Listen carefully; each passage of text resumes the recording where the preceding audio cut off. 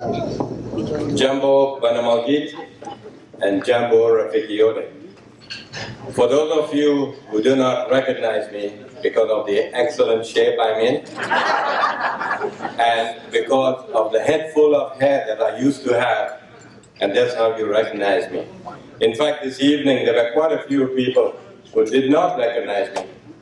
But they were all looking down and I'm saying, do you know who I am? I said, Najua Mimi Bana Apana. And that's because of my stomach.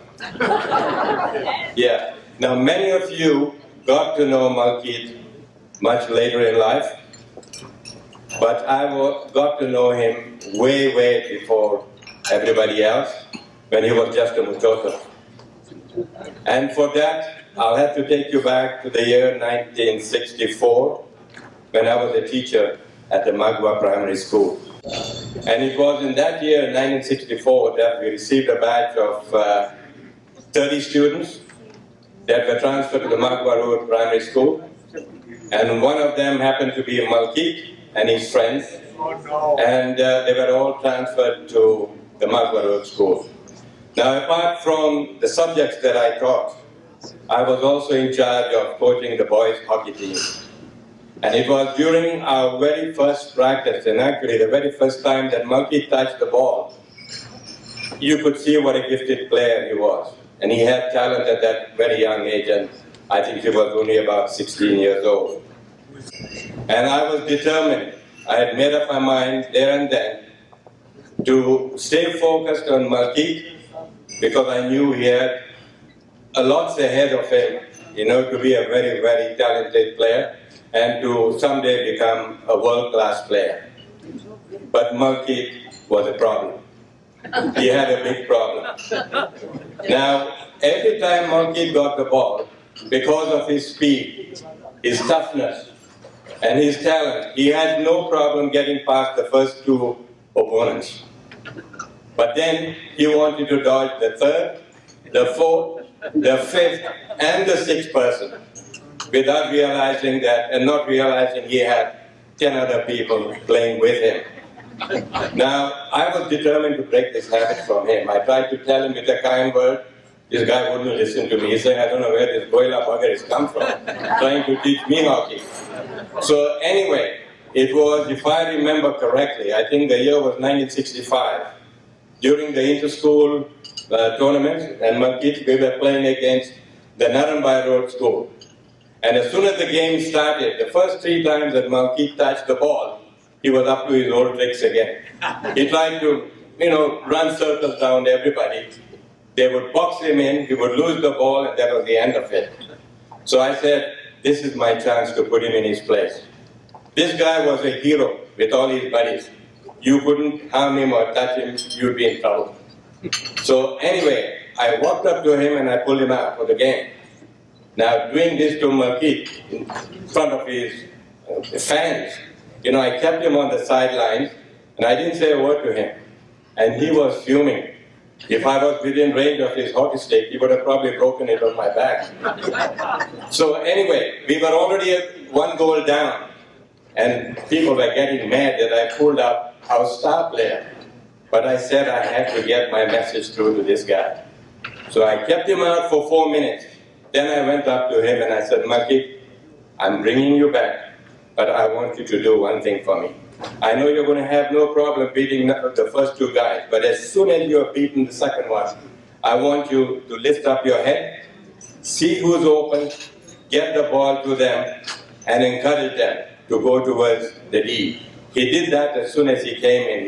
He gave the fellow on the wing a good through pass. The guy tore down the wing, centered the ball. It was intercepted by Malkit, and the next thing you knew, it was in the net. Yeah. From then onwards, he began to trust me, and he knew that I would guide him to great heights. What's next? Malkit, I've got too much of good things to say, but I have to say something bad. Yeah. Now, everyone thought that Malkit's life was hockey.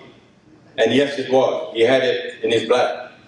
But he was an outstanding athlete, and he excelled in track and field too.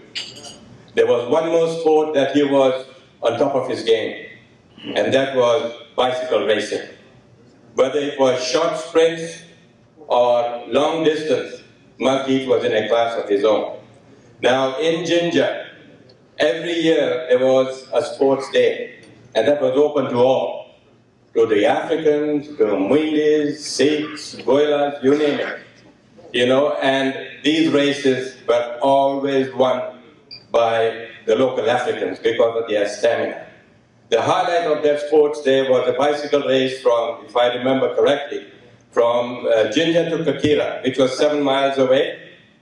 And from nowhere comes Malkit with his fancy 5-speed bike. And we knew he wouldn't stand a chance with the local Africans, but we were all there to support him.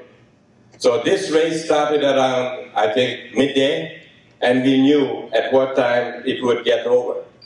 So we all lined up, a big crowd of us.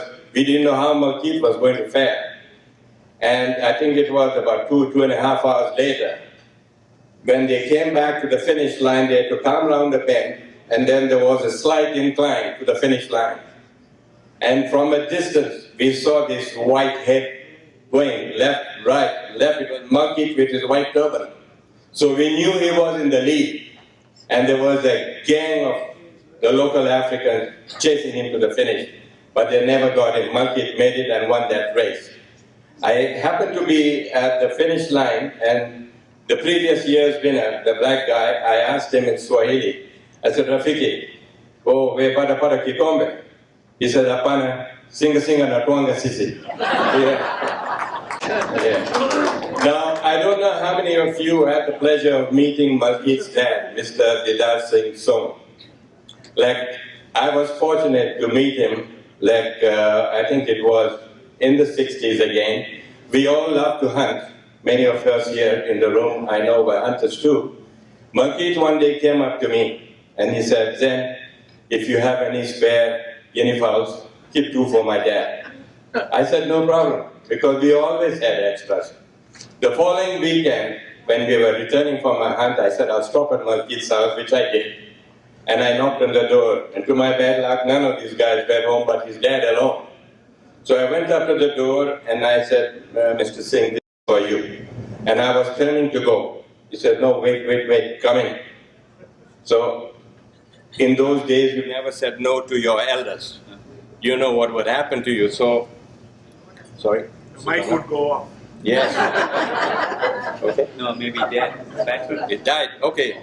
I won't need it. Now, I went in with the guinea fowls to Malkit's house, and his dad told me to sit down. He just pointed to the seat, and whenever they point, you sat down fast, which I did. And he said, have a drink.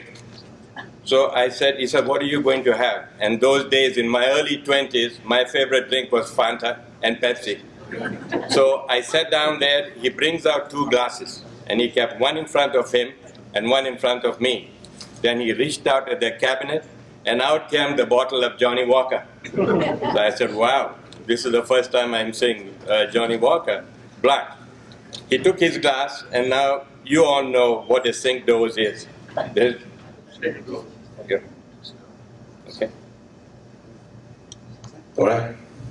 Yeah, thank you. Now, anyway, he took his glass, he started pouring, he shot, and you know how they measure. Wherever your 3 fingers end, that's the size of the peg.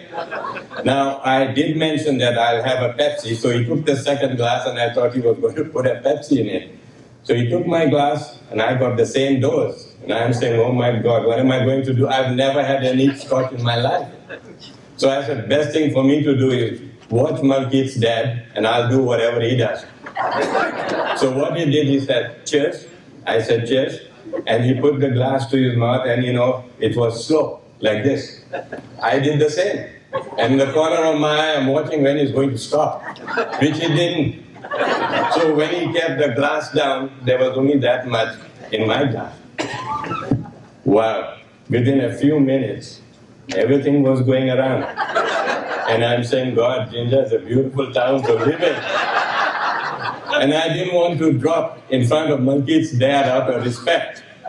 So I had to think fast. So I stood up and I said, Mr. Singh, listen, I have to go. I'm late. I'm going to church and I have to pick my father. And he knew my dad very well. So he said, okay, but come back again.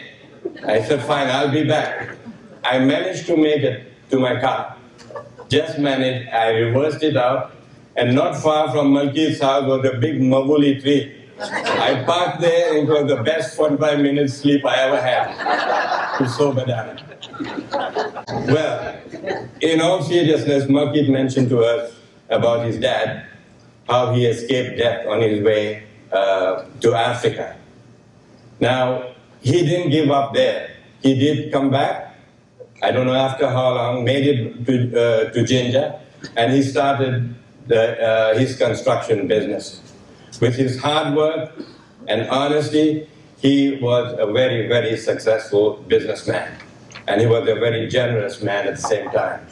He did a lot for the Sikh community in Jinja, for the Sikh community in Kampala, and in other smaller places too. And he also helped the Goan Institute in Jinja. Now, he was also a very generous man, and that generosity has been passed on to Malkit, which is evident today for this wonderful evening that we have had. Now, looking around this hall, one can tell, how much Malkit values his friends. I can't think of anyone who would do so much for an evening like this for all of us. Now, he has got friends here, and he has got friends all over the world whom he is in touch with. But I can tell you boldly that I know of 4 people whom he has been very, very close to. And I'm happy to say that they are all Goilas. Yeah. Now, top of the list is our dearly departed friend, Roland Colasso. Malkit, you were there with him during the happy days in Jinja. You kept in touch with him here in Canada. And particularly during the last tough stretch of his life, right to the end, you were in touch with him in the hospital too. And let me tell you, Malkit, like every time you called him, you perked him up and brought a smile to his face. Okay? Even after he left us, through us and through his beloved wife, Yurama, you kept in touch with her just to check on her well-being. That is the true mark of a great friend. The second person was another dearly departed friend, very close to Malkit, and that's our friend Jerry Braganza, whom we lost in a very tragic accident. Now, Malkit, there again, in Jinja once again, we all had some great times, but I know there are 2 trips that you'll never forget, Jerry, and that was our sports visit to Kitale and our sports visit to Eldoret, where you played for us, and the fun we had. Now, the third person is your comrade in arms. Between you and him, you'll have left your mark on the sport of hockey, and you have left your mark on many people around here too. In fact, if I call a few of them and ask me to show me their shins and the scars of battle, I bet there will be at least 1 or 2 named after you 2 guys. And the person I'm referring to is a very kind gentleman who would never harm a fly on the wall, and it's his buddy, Mr. George Moraes. So George, stand up and take a bow wherever you are. All right. Yeah, good. Yeah. And the 4th person, I'm very happy to say was myself. Malkit, our friendship from when? From you were my student, from childhood, as you grew up, and to this very day, we have been very, very close friends.